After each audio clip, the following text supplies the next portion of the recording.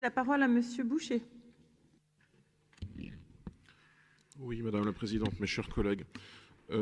Naturellement, sur la question de l'ouverture à la concurrence du ferroviaire régional, le groupe Rassemblement National fera part de son opposition. Nous sommes naturellement favorables à la défense du service public, des services publics et du service public ferroviaire en particulier.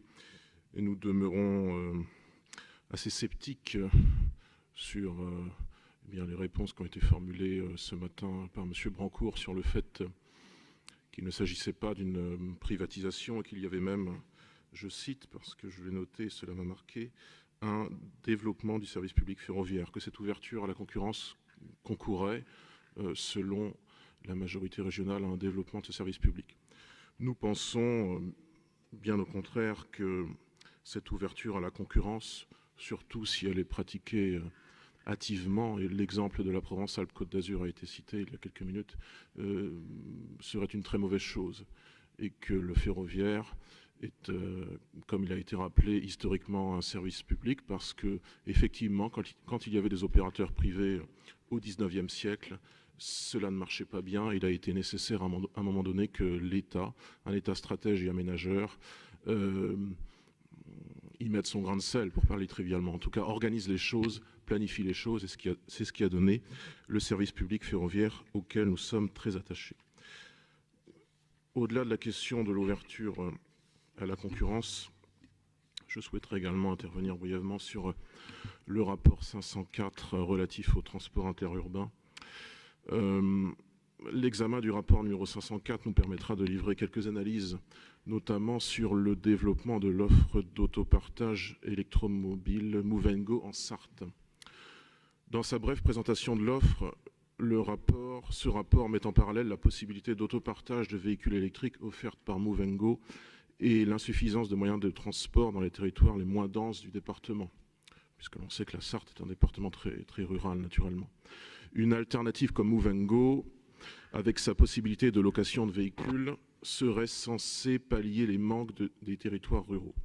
Mais Movengo réussit-il réellement et mérite-t-il le subventionnement de notre collectivité ? Eh bien, 2 ans après, puisque il me semble que le service a été mis en place en 2019, il serait temps de dresser un premier bilan. Nous observons tout d'abord que là où il est expérimenté, Movengo ne répond pas toujours aux attentes. Ainsi, en janvier dernier, à Fercé-sur-Sarthe, qui est une des communes desservies par Movengo, le maire, Dominique Dumeau, a décidé de ne pas prolonger l'expérience au-delà de 2022. Il met en avant le fait que le service ne serait plus adapté et deviendrait trop coûteux compte tenu du transfert de la compétence de mobilité aux communautés de communes. À Fercé, le service n'a jamais réellement trouvé son public. Croit ainsi savoir France Bleu. C'est un article de France Bleu que j'ai trouvé sur ce sujet qui cite le chiffre ahurissant de 11 réservations en 2020 et 7 000 € de déficit sur la commune. L'échec local de Movengo se manifeste jusque dans l'usage qui est fait des véhicules à Fercé, puisque Fercé comptait, selon le témoignage de son maire, je cite, « apporter un service aux gens qui n'avaient pas de moyens de locomotion ».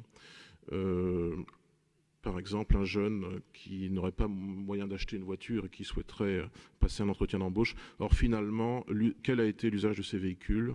Eh bien, l'usage de ces véhicules aura été le plus souvent orienté, sinon détourné, par une clientèle qui est en fait une clientèle d'urbain, qui trouve dans la conduite en véhicule électrique quelque chose de l'ordre d'un agrément, en fait. C'est donc assez loin du cœur de cible initial des publics en difficulté auxquels devait s'adresser Movengo. Par ailleurs, l'interface numérique peu adaptée, avec création de comptes sur Internet, scan du permis, réservation par smartphone et borne numérique de récupération des clés, n'a rien arrangé, coupant l'offre du public visé, notamment le public le plus âgé, tout en étant inversement idéal pour une clientèle jeune et connectée, initialement destinée. Pour conclure, notons avec scepticisme les arguments d'un des décisionnaires de Movengo, Emmanuel Franco, responsable des mobilités au pays du Mans, territoire d'application de ce dispositif, qui avait affirmé à la presse locale le 21 janvier dernier je cite, « Il faut que cela continue. On sait qu'il faut toujours redonner du sens et expliquer pourquoi on fait cela. Tout simplement parce que si l'on ne fait rien, on n'atteindra pas nos engagements climatiques et cela fera 5 degrés de plus en Sarthe en 2100. » Bon, Fercé et 5 autres communes de Sarthe qui seraient décisives dans le compte à rebours climatique, nous n'y croyons pas vraiment.